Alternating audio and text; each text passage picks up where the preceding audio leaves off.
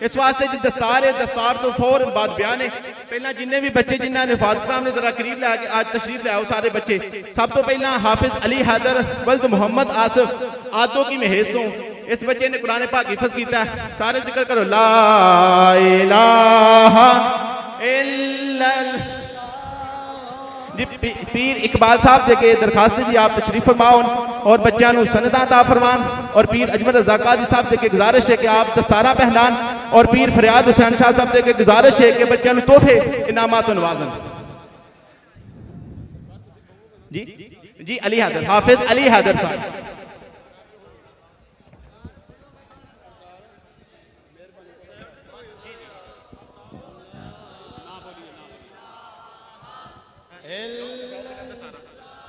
हाफिज अली हैदर साहब, हाफिज मोहम्मद हसन वल्द मोहम्मद जाहिद महमूद।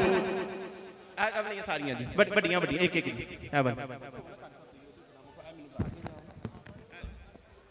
हाफिज मोहम्मद हसन सियालवी मोहम्मद जाहिद।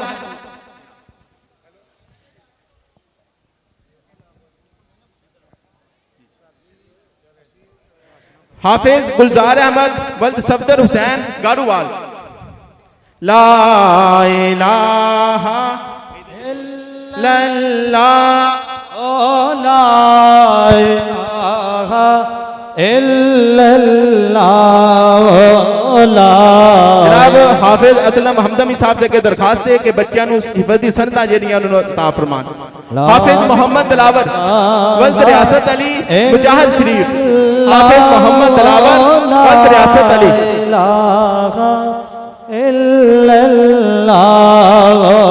जनाब हाफिज मोहम्मद जहीर अब्बास वल्द नसीर अहमद नारंग चाइना।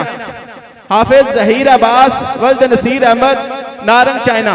ला इलाहा इल्लल्लाह ला इलाहा इल्लल्लाह ला इलाहा इल्लल्लाह ला इलाहा। हाफिज रफाकत अली वल्द लियाकत अली गारूवाल पिंड तो।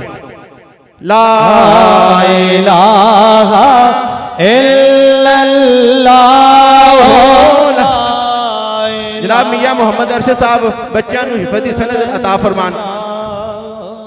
ला इलाहा इल्लल्लाह ला।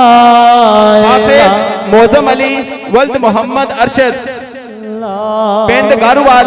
हाफिज मोज़म अली वल्द मोहम्मद अरशद।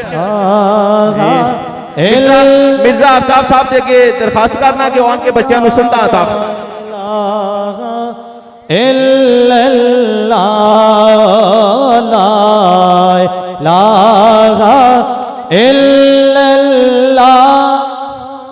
हाफिज अब्दुल रहमान वल्द फयाज अहमद पिंड गारूवाल।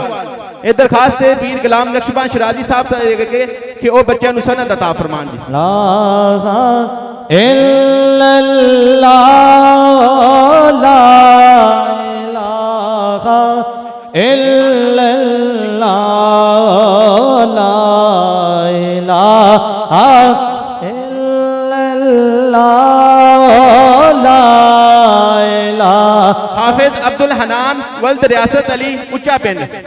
हाफिज अब्दुल हनान वल्द रियासत अली उच्चा पिंड तो। हाफिज अली हमजा वल्द बशारत अली आदो की महेज।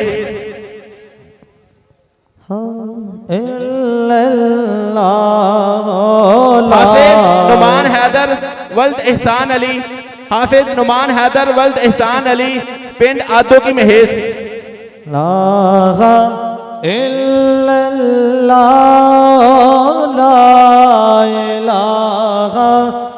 हाफिज सईद अख्तर वल्द मोहम्मद रमजान आदो की महेज।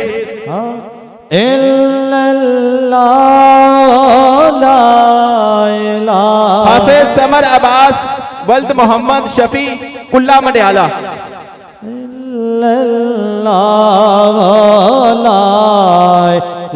हाफिज इसरार अहमद वल्द मोहम्मद हनीफ पिंड जीवन बिंडर।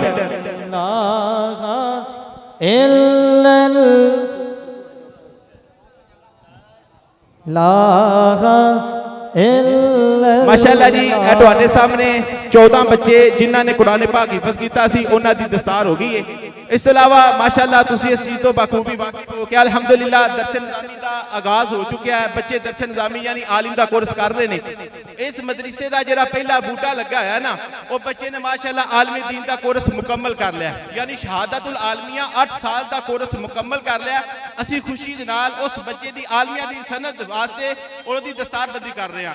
ਉਹ ਜਨਾਬ मोहतरम अलामा हाफिज मोहम्मद अदरीस हमदमी साहब।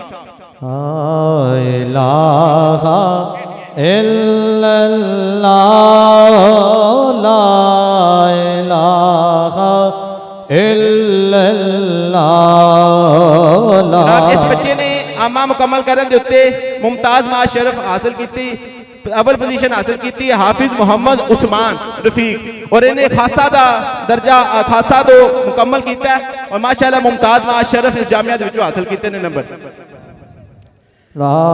माशाअल्लाह हाफिज फैजुल रसूल वल्द अब्दुल रहमान कुल्ला मंडियाला तो उन्होंने भी आमा मुकम्मल किया A grade they which number हासिल करके उन्होंने दी असीं दस्तार कर रहे हैं। सारे अहबाब तशरीफ फरमाओ। दूसरा कि जिन्होंने आमा मुकम्मल किया हाफिज उन्होंने भी आमा मुकम्मल किया उन्होंने सनद दी जा रही है। उन्होंने सनाद वास्ते सर के उत्ते दस्तार मुबारक उन्हें तकसीम की जा रही है। और जनाब हाफिज उमर साहब आखिरी बच्चे ने वो भी जनाब तशरीफ लोन उन्होंने भी दस्तारबंदी और अपना इनाम जरा वसूल हासिल कर इंतजार था। अल्हम्दुलिल्लाह मेरे और आपके दरमियान हमारे स्टेज की जीनत बन चुके हैं। अब मैं दावत खिताब देने जा रहा हूं। किसी तारफ के मोहताज नहीं, अपना तारफ खुद ही हवा बहाल किए हुए, हर दिल की धड़कन करोड़ों दिलों की आवाज। मेरी मुराद मोहतरम मकाम लक सदर एहतराम जीनतुल उलमा हजरत अल्लामा मौलाना पीरजादा पीर अजमल कादरी साहब से मुल्तमिस हूं कि वो आए और अपने रूहानी वैदानी खुताब से उस आका ने मुस्तफ़ा को कदम मुस्तफ़ा तक ले जाए। उनके अमल से कबल नारा बुलंद कीजिए, नारा तकबीर। जितनी खुशी है उतनी मोहब्बत से, जितने इंतजार से बैठे हैं अपनी मोहब्बत का इजहार करते हुए इस्तकबाल करिए। नारा रिसालत, नारा रिसालत, नारा गौसिया, नारा हैदरी।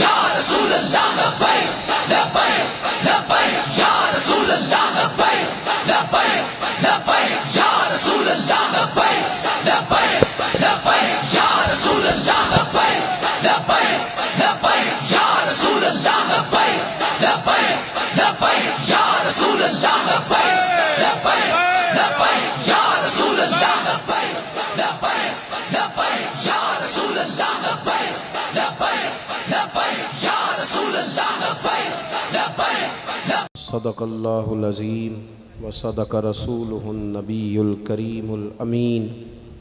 इन्नल्लाह व मलाइकतहु युसल्लूना अलन नबी या अय्युहल्लज़ीना आमनू सल्लू अलैहि व सल्लिमू तस्लीमा।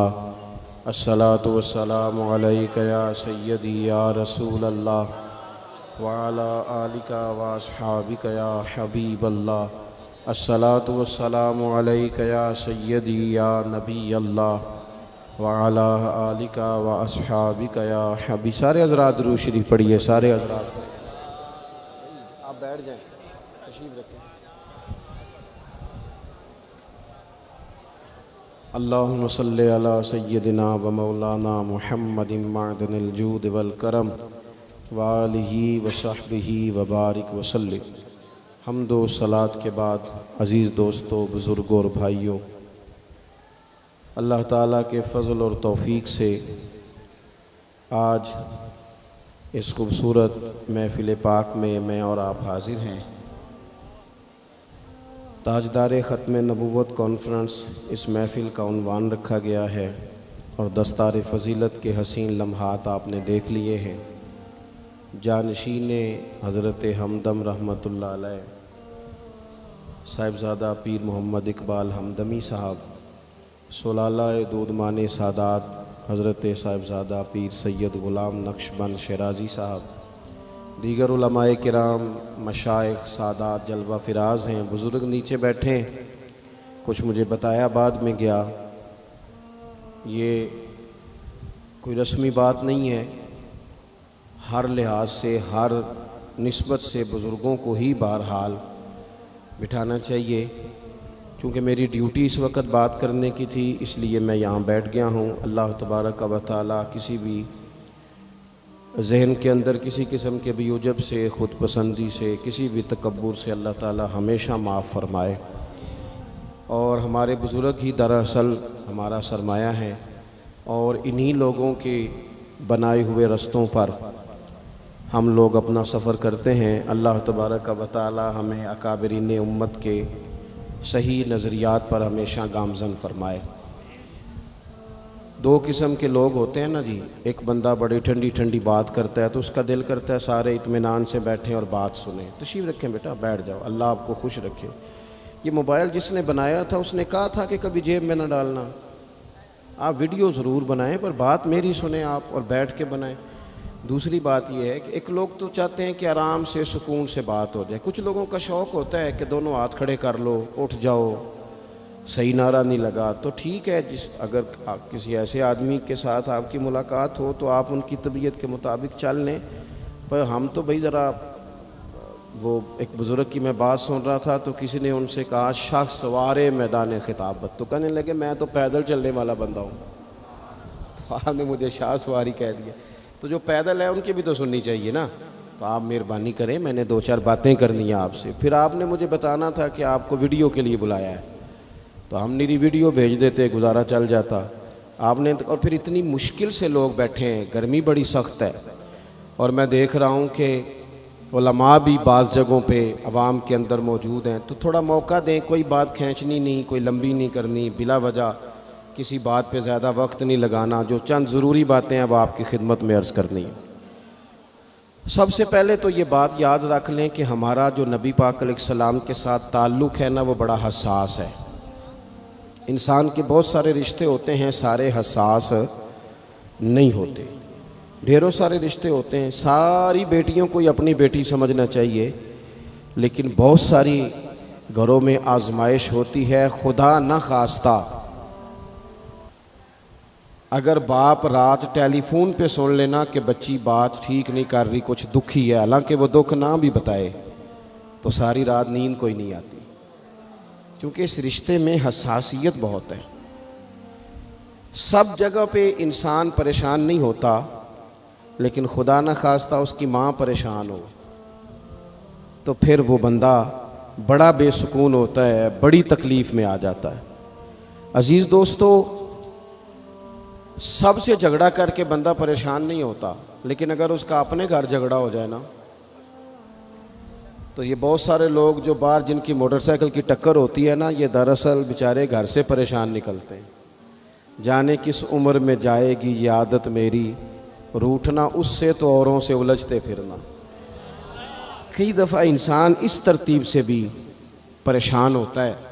तो हर रिश्ता जो होता है उसमें हसासियत नहीं होती। कुछ रिश्ते हसास हो। मेरे ना नाना जान इंतकाल कर गए रमज़ान शरीफ में, तो वालदा बड़ी हौसले वाली थी, मिजाज के लिहाज से बड़ी सब्र वाली और कुशादा दिल रखती थी अम्मा जी। नाना जी इंतकाल कर गए, एक दो माह के बाद मोहल्ले में एक और बुज़ुर्ग का इंतकाल हुआ, तो अम्मा जी सारा रात ही रोती रही। तो मैं घर में था नहीं, वापस आया तो बच्चे घर वाले बाकी के मुझे बताने लगे कि अम्मा जी पहले ही मरीज़ हैं। तो अब वो चुप नहीं कर रही, तो आप ज़रा उनको कहें। मैंने कहा अम्मा जी आदत हो गई है, पहले तो ऐसा नहीं था। तो मेरी वालदा ने अपने लहजे में मुझे जवाब दिया, कहने लगी पुत्र पहला दुख नहीं सी ना लगा। फिर फरमान लगियां किसी नूं पुत्रा कदों कोई रोंदा है, वो तो अब वो किसी का बाप गया तो हमें तो अपना याद आया है। कुछ रिश्तों में हसासियत ज़्यादा। नौजवान मेरी बात पर गौर करें, ये हमें सारा कुफ्र कहता है, सारे मुशरिक कहते हैं, ताने देते हैं कि मुसलमानों तुम हुजूर के नाम पर इतने जज्बाती क्यों होते हो। तो हम उन्हें बताते हैं कि रिश्ते सारे ही हैं, पर हमारा नबी पाक से जज्बाती रिश्ता है। और उस रिश्ते की हसासियत कुरान पाक ने इन लफ्ज़ों में बयान की कि अन नबी वौला बिल मुमिनीन मिन अनफुसिहिम। फरमाया ये जो नबी है ना, ये मोमिनों के उनकी जानों से भी ज़्यादा करीब है। ये ज़्यादा कुर्बत है, इस रिश्ते में हसासियत है। और नबी पाक अलैहिस्सलाम का उम्मत से ताल्लुक़ किस तरह का है? अजीज़ुन अलैहि मा अनित्तुम। फरमाया मुश्किल में तुम पड़ो तो तकलीफ मेरे महबूब को होती है। ये कभी अम्मा कहती थी ना कि बेटा खा ले तो माँ का भी पेट भर जाता है, तो लोग कहते थे ये शायराना बात है। ये लोग तनकीद करते थे ये कैसे हो सकता है, किसी की तकलीफ किसी को हो। लेकिन कुरान ने इस मजमून को खोल दिया। फरमाया एक रिश्ता तुम्हारा ऐसा भी है कि अजीज़ुन अलैहि मा अनित्तुम, मुश्किल में तुम पढ़ते हो गिरा मेरे महबूब पे गुजरता है। हरीसुन अलैकुम, फरमाया करीम तो तुम्हारी भलाई चाहने में जल्दी करते हैं। बिल मोमिनीन रऊफुर रहीम, वो मोमिनों पे रऊफ भी हैं और रहीम भी हैं। नौजवानों गौर से सुनना मेरी बात, आपको ना इस मजमून की दर्जनों हदीसें मिलेंगी कुतुब अहादीस में, दर्जनों। हुजूर फरमाते हैं मेरा जी चाहता था। जब किसी काम को मेरा और आपका जी चाहता है तो फिर हम परवाह नहीं करते, मन की मर्जी पूरी करते हैं। सही कह रहा हूँ? यानी मेरा जी चाहता है तो फिर मैं वो काम छोड़ जाऊँ? हुजूर फरमाने लगे मेरा जी चाहता था हर वुजू के साथ मिसवाक ज़रूरी करार दे दूँ, जी चाहता था। लेकिन तुम्हें तकलीफ होगी लिहाजा मैं इसे ज़रूरी करार नहीं देता। फरमाने लगे मेरा जी चाहता था कि मैं देर से इशा की नमाज पढ़ाऊं, लेकिन इसलिए नहीं पढ़ाता कि तुम्हें तकलीफ होगी। फिर फरमाया मेरा जी चाहता था कि मैं अपनी पूरी उम्मत पर तहज्जुद की नमाज ज़रूरी करार दे दूं। फिर हुजूर करार क्यों नहीं दी? तो बात का मफहूम ये बनता है कि हुजूर फरमाने लगे मैंने अपनी चाहत नहीं देखी, तुम्हारी नींद देखी है। तुम्हें तकलीफ होगी। हज़रत सैयदा आयशा सिद्दीक़ा फरमाती हैं, सही हदीस में मौजूद है, फरमाती हैं हुजूर को उम्मत के हक़ में दो बातों का इख्तियार दिया जाता ना कि या रसूलल्लाह ये वाली चीज़ आपकी उम्मत पे ज़रूरी कर दी जाए या ये वाली, तो सैयदा फरमाती हैं जो चीज़ ज़्यादा आसान होती हुजूर उम्मत के हक़ में उसे इख्तियार करते हैं, उम्मत पर मुश्किल ना आए। हसासियत, उम्मत के हक़ में नबी पाक के दिल में हसासियत। यहाँ तक बात आ गई कि हुजूर फरमाते हैं मैं इमामत कर रहा होता हूँ, दिल करता है लंबी नमाज पढ़ाऊँ। नमाज किसकी इबादत है? दिल करता है लंबी पढ़ाऊँ, लेकिन फरमाया फिर किसी बच्चे के पीछे से रोने की आवाज़ आती, मैं नमाज मुख्तसर कर देता हूँ कि उसकी माँ नमाज में शामिल है या घर में से कोई शामिल है तो तकलीफ ना हो। हुजूर हर जगह उम्मत के हक़ में नरमी करते, आसानी करते, प्यार करते। उम्मत की बात आती, हुजूर ने जब लश्कर रवाना किए, काफिले भेजे जिहाद के लिए या कुछ लोगों को बासूबों पर बतौर गवर्नर तैनात फरमाया, तो फरमाया लोगों को खुशखबरियाँ देना, लोगों को खुशखबरियाँ देना, परेशान ना करना, लोगों पर आसानी करना, उन्हें मुश्किल में ना डालना। हुजूर उम्मत पर आसानी करते, क्यों? इस रिश्ते में हसासियत है। जब कुरान मजीद की वो आयात नाजिल हुई ना जिनमें सख्त अहकामात हैं, तो महबूब कई दिन रोते रहे अपनी उम्मत की इस तकलीफ में कि ये दोज़ख में जाएंगे। कई दिन तक हुजूर ने आंसू बहाए। सारा कुछ जानने वाले रब ने पैगाम भेजा। हजरत जिब्रील हाजिर बारगाह हुए, या रसूलल्लाह रब फरमाता है परेशान क्यों हैं? कहा अल्लाह ने सख्त हुक्म दे दिया है, उम्मत कमज़ोर है, कैसा पूरा करेगी? अल्लाह करे आपकी पूरी तवज्जो हो जाए मेरी बात पर, आमीन तो कह दें, आमीन तो कह दें यार। अल्लाह करे आप पूरे जाग जाएं और मेरी बात आप गौर से सुने, तवज्जो करें। अजीज़ भाई इस पर गौर करो, इस हसासी। आज उम्मत को कहा जाए ना तू दाढ़ी शरीफ रख ले, उसमें हसासियत ही नहीं आती। वो कहते हैं पीर साहब आप दुआ करें, तो मैं कहता हूँ जब आप तनख्वाह लेने गए थे तब तो नहीं दुआ करा के गए थे। उस वक़्त भी कहना था मुश्किल हो रहा है बैंक तक जाना, तो मैं तो नहीं जा सकता, दुआ कर दें। जब आप माल हासिल कर रहे थे किसी जगह थे, वो तो बड़ी आसानी से आपने ले लिया, और दाढ़ी के लिए पहले आपको वजीफ़ा दिया जाए, दुआएं की जाए, आपके लिए चिल्ला किया जाए, फिर आप सुन्नत शरीयत की तरफ आएंगे। हसास रिश्ता, रसूल कायनात आंसू बहा रहे हैं। किस तरह ये उम्मत हिसाब देगी अल्लाह के हुजूर? कैसे? बड़ी काहली है हमारे अंदर, बड़ी सुस्ती है, हम बड़ी आजमाइशों में। हुजूर जानते हैं जब महबूब कई दिनों तक रोए, अल्लाह करे उम्मती भी कभी कभी हुजूर की याद में रोए। एक तो ये हमारी महफिलें हैं ना जिनमें मजबूर कर देता है ख़तीब, वाइज़, नात खां, तो मजबूरन भी सुभान अल्लाह कहनी पड़ती है। काश कभी घर में बैठे बैठे भी दिल करे और हम किसी नात खां के दरवाजे पे स्पेशल जाके दस्तक दें और उसे कहें दिल बड़ा परेशान है, मदीने वाले की कोई नात तो सुनाओ। कभी ऐसा भी हो ना कि घर में पैसे ना मिलने पे तो टेंशन होती है, और कोई मुकदमा आ जाए तो परेशानी होती है, लड़ाई हो जाए तो होती है। कभी यूं भी तो हो ना रात को अब्बा जी रो रहे हो बिस्तर पे, और बड़ा रो रहे हो और तड़प के रो रहे हो। बच्चे आके अम्मा से पूछें क्या मसला है हमारे अब्बा को, कोई परेशानी है, कोई डॉक्टर को बुलाएं, कोई दुख है? अम्मा कहती है जाओ तुम्हारे वाली बात नहीं। बच्चे इसरार करके कहते हैं नहीं अम्मा बता तो सही मसला क्या है। तो अम्मा ठंडी आह भर के कहती है पुत्र तुम्हारे बाप को ना नबी पाक का मदीना याद आता है, जिन्नू वेख के ठरदियां अखियां ने ते जिन्नू वेख के ठरदा सीना है। रब्बा तेरी सारी खुदाई च एक ही ते शहर मदीना है। पैसे जितने आ गए जी इन्ने ही बड़े ने, उन्ना सुटियो थोड़ी मेहरबानी। असी किड्डी समझदार कौम आ, पहले आप ही खिलारी देने फिर आप ही इकट्ठी करी देने। कैसी बात है। गौस पाक की महफिल में लोग बंदे गिनते थे, तौबा किस किस ने की। हमारी महफिलों में लोग नोट गिनते हैं और स्पेशल बंदे रखे हुए नोट गिनने के लिए। बस करें यार, छोड़ दें, बड़ा हो गया ये काम हमारी। सुने जी, सुने, अल्लाह खुश रखे, अल्लाह आपको खुश रखे। और मेरे भाई अल्लाह जज़ा दे। सुने, हमें जो कुछ दीन ने दे दिया वो हमारी औकात से पहले ही बड़ा ज़्यादा है। तो ये नोट छोड़ तो ये तो बात ही पीछे रह गई है। सानू तख्त हज़ारे दी लोड़ की है, नाले की लगे शहर बमोल दे नाल, असी अपनी बाल के सेकने आ, सानू की लगे किसी और दे नाल। ये छोड़ दें ये काम, ये कोई इतना मुनासिब नहीं लगता। अल्लाह जज़ाए खैर दे। आप तवज्जो करें क्या अर्ज़ कर रहा हूँ। तो शदीद हुजूर सैयद आलम सल्लल्लाहु अलैहि वसल्लम रो रहे हैं आजमाइश में। उम्मत की आजमाइश को देखकर हुजूर रो रहे हैं कि उम्मत आजमाइश में। हज़रत जिब्रील ने जाके अर्ज़ की या रसूलल्लाह वो जो ख़ास हसासियत है ना हुजूर की तबीयत में उम्मत के हक़ में, उसके लिए हुजूर रो रहे हैं। तो रब करीम ने क्या पैगाम दिया? कहा कह दो महबूब से जाके वाला सौफ युती का रब्बु का फतरदा, महबूब रब आपको इतना देगा कि आप अपने रब से राज़ी हो जाएंगे, राज़ी किया जाएगा उम्मत के हक़ में। और हुजूर फरमाने लगे जब तक सारी उम्मत जन्नत में नहीं जाएगी मैंने राज़ी नहीं होना। हुजूर का ये रिश्ता हसासियत, चूँकि हमारे पास तो अब हम बाज़ दफ़ा लगता है कि ज़्यादा आलिम हो गए लोग,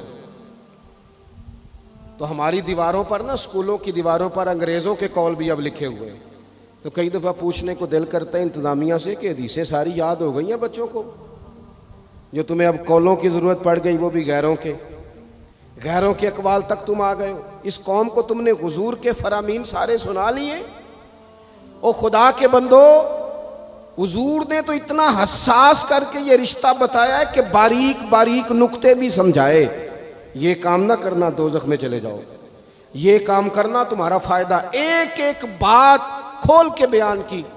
उम्मत के पास टाइम ही नहीं है हदीसें पढ़ने का, वक्त ही नहीं है। हमारा तो मिजाज बन गया नुक्ते सुनने सुनाने का। नुक्ते, वो हमारा नकीबे महफिल स्टेज पे भाग के उधर जाता है, फिर भाग के इधर आ जाता है। वो की होने लगा, कहता मैं जुमला देन लगा। ओ खुदा के बंदे, तू जुमला रहन देखा, तू कोई आयत दे, तू कोई हदीस पाक पढ़। और फिर वो बाज़ों का मैं तो चूँकि कमज़ोर सा बंदा हूँ, तो वो जब 50 को दफ़ा कहते हैं ना तैयार हो जाओ जुमला देने लगा, तो ऐसे लगता है जुमला नहीं आएगा, कोई एटम बम भी आएगा। भाई तू दे दे जो तूने देना, इतना परेशान तू किस बात का हो गया। और फिर सारे ही कह रहे हैं, जितने आए नकीब, नात खां, खतीब, सब कह रहे हैं सारा कुरान हुजूर की तारीफ है। तो फिर पढ़ना चाह रहा है तू भी, तू पढ़ कोई भी नहीं रहा, कही जा रहा है। अपनी जिंदगी के अंदर हुजूर ने जो हमें असबाक दिए, जुमे वाले दिन टाइम पे मस्जिद जाया करो।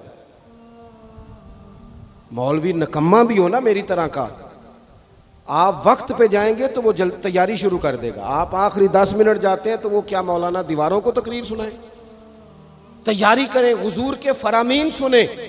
और नबी पाक सल्लल्लाहु अलैहि वसल्लम ने जहां जहां हमें असबाक पढ़ाए हैं वो उस रिश्ते की हसासियत को देखें, क्योंकि हुजूर ने बड़ा हसास रिश्ता बनाया उम्मत से, तो फिर उम्मत के दिल भी हुजूर के हक में बड़े हसास हैं।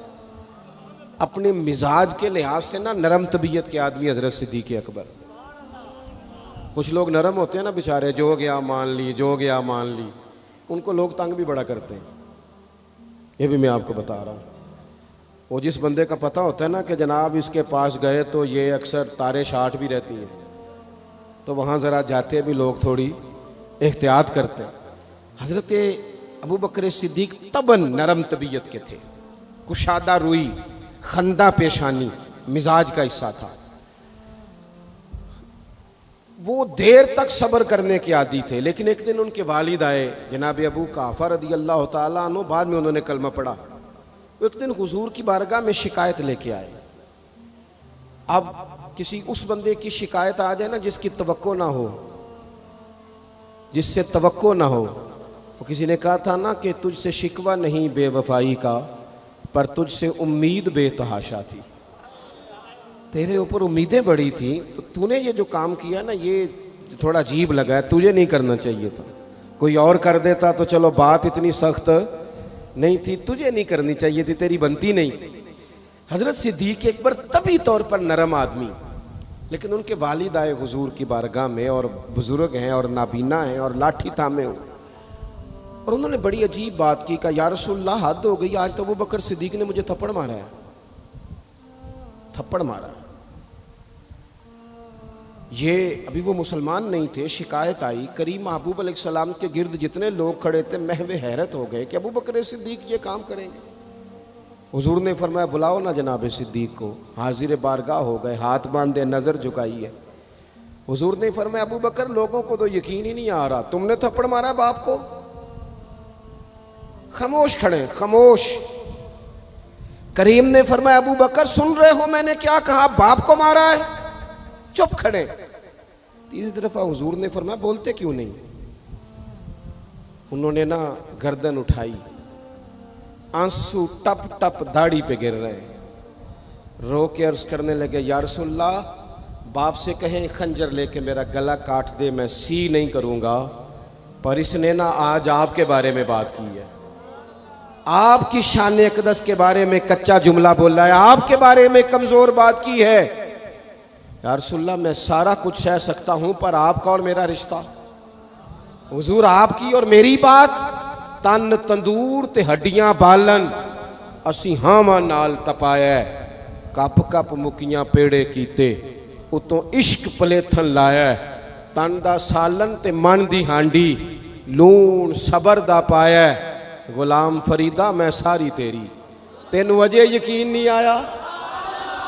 फरमाने लगे, अर्ज करने लगे या रसूल अल्लाह सल्लल्लाहु अलैहि वसल्लम इन्होंने आपके बारे में बात की है, शुक्र करे मेरे हाथ में तलवार नहीं थी, वरना मैं बाप का सर काट देता, इसलिए कि हर चीज बर्दाश्त है।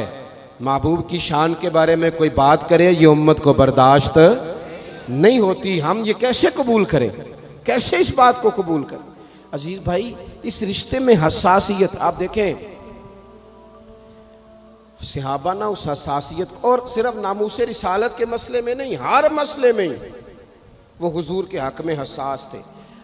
हमें हर मसले में ही हसास होना है। तवज्जो है आपकी मेरी बात पे?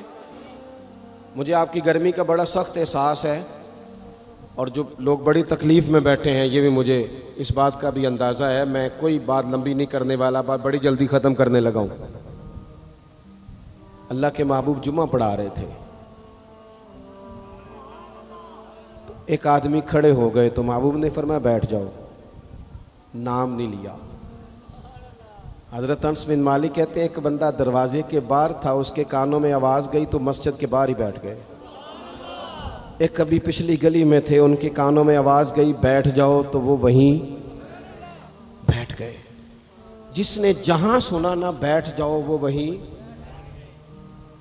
महबूब ने जुम्मे की तकमील के बाद पूछा तुम कहाँ थे, तुम कहाँ थे, तुम कहाँ थे? या रसूलल्लाह आपने कहा था बैठ जाओ, आपने कहा था बैठ जाओ, तो मैं बैठ गया। महबूब अलैहिस्सलाम मुस्कुरा के फरमाने लगे तुम्हें कब कहा था, तुम्हें कब कहा था, तुम्हें? मैंने तो उसे कहा था। कहा या रसूलल्लाह आपने नाम तो नहीं ना लिया। सानू ते कैद सजन दा गहना है, ते वो जिंज रखे उंज रहना है। और हमने न कभी कतरे पे गौर किया और न दरिया देखा, बस जहां तेरी झलक देखी वहीं डूब गए। सानू ते कैद सजन दा गहना है, वो जिंज रखे। उसने कहा बैठ जाओ, तो चुप करके बैठ गए, बात खत्म हो गई। महबूबे पाक ने फरमाया देखो ना, हुजूर नमाज पढ़ा रहे थे तो दौरान नमाज ख्याल आया कि या अल्लाह किबला बदल जाए ना। और वो किबला ऐसे नहीं था कि इधर मुंह किया तो इधर को कर ले। आप मस्जिद किबला तैन जाएं, मुंह इस तरफ था और करना था उस तरफ, तो महबूब ने 2 रखते इधर मुंह करके पढ़ाई। ये रिश्ता हसास है ना, इसमें बहस नहीं। और शरीयत का जब कोई हुक्म आए तो फिर उसमें बहस। कैसे मोमिन कह लेता है कि मैंने ठहर के दाढ़ी रखनी है? ये कैसे कह लेता है कि मैंने शरीयत पे अमल जरा ठहर के करना है? जरा ये तू कैसे कह लेता? तुझे हुजूर का पैगाम मिल गया और तू अभी तक कह रहा है जरा ठहर के, ये कैसे हो गया? ये तूने सोच कैसे लिया? इतना हसास। अम्मा बात कहे ना, अम्मा पुत्र 2 दफा तवज्जो ना करे तो अम्मा कहती है तू मेरी भी नहीं सुनता। 4 दफा पीर साहब को कहना पड़े तो हजरत शेख बिगड़ जाते हैं, कहते जा दौड़ जा, इतनी दफा कहा तो सुनता ही नहीं।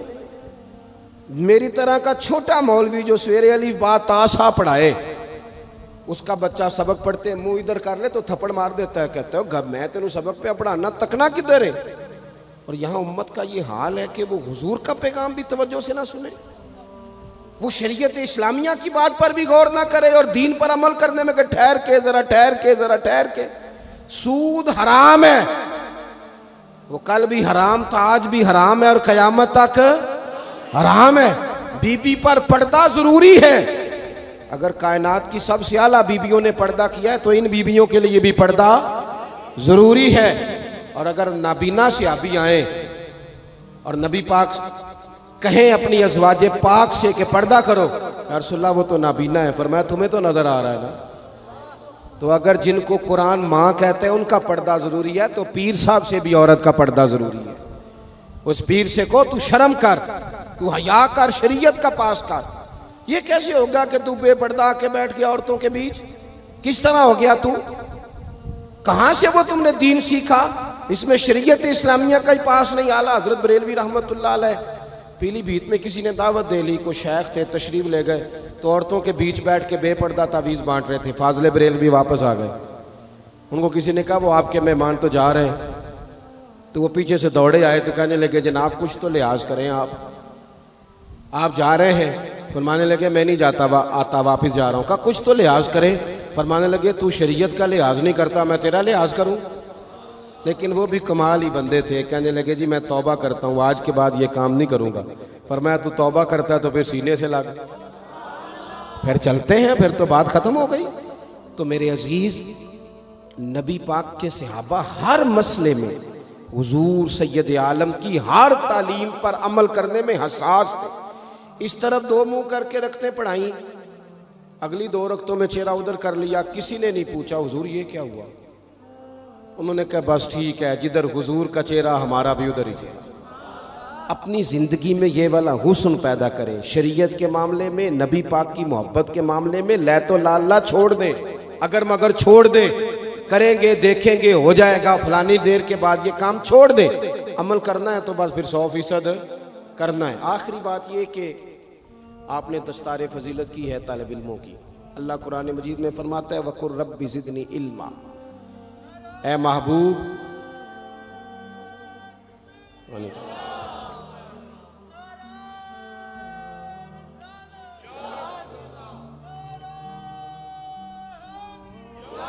माशाअल्लाह।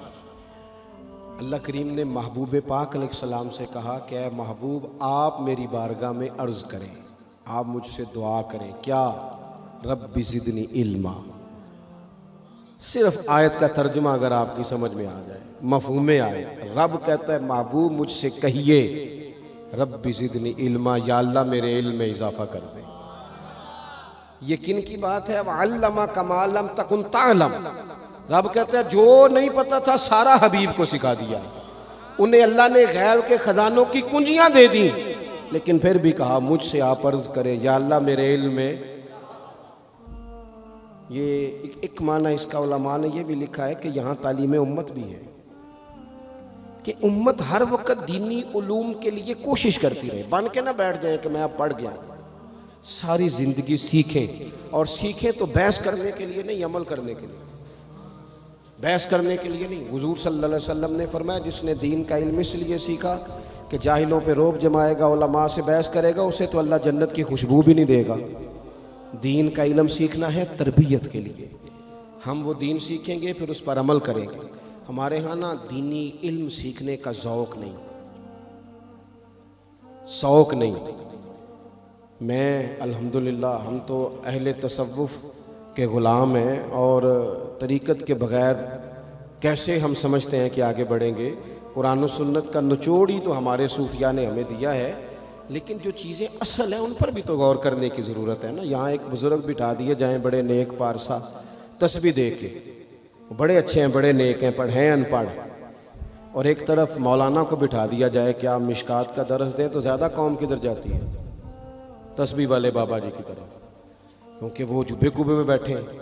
लेकिन हुजूर ने हमें सोच क्या दी है? नबी पाक मस्जिद में आए तो दो जगह पे लोग बैठे थे मस्जिद में। एक जगह पे बैठ के अल्लाह की याद हो रही थी, एक जगह पे बैठ के एक बंदा दरस दे रहा था। हुजूर दोनों के बीच खड़े हो गए, फरमाया दोनों महफिलें खैर वाली हैं, लेकिन फिर फरमाया चूंकि मैं उस्ताद बन के आया हूँ, लिहाजा हुजूर वहाँ बैठ गए जहाँ दीन पढ़ाया जा रहा था। और मेरे भाई, जिस तरह तस्बीह में सुभान अल्लाह पढ़ना सवाब है ना, इस तरह वुजू के मसले सीखना भी सवाब है, गुस्ल के मसले सीखने का भी सवाब है। खुदारा इसको भी समझो।